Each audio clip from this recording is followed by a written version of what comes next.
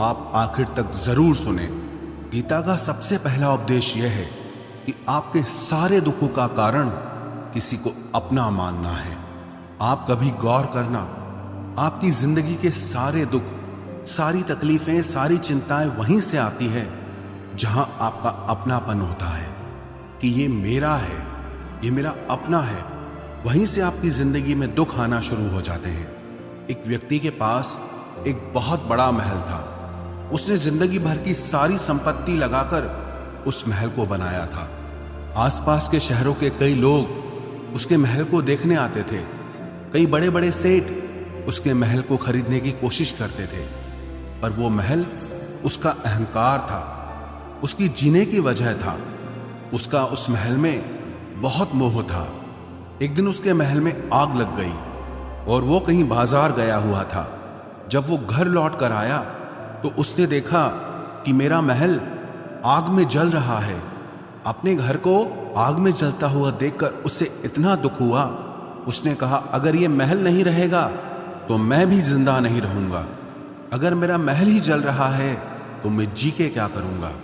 वो भी उसी आग में छलांग लगाने की कोशिश करने लगा तो किसी ने उसे रोक लिया कि भाई, ये जो तुम्हारा महल है, इस महल का सौदा कल तुम्हारे बेटे ने किसी के साथ कर लिया है।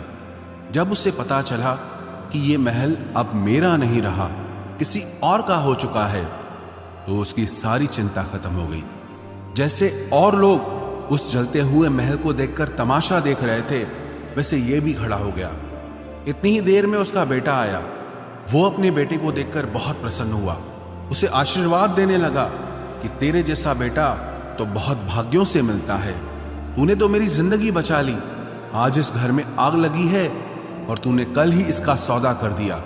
वो अपने पिताजी से कहने लगा कि पिताजी, मैं इस महल के सौदे के लिए बात तो करने गया था, पर सौदा अभी पक्का हुआ नहीं है।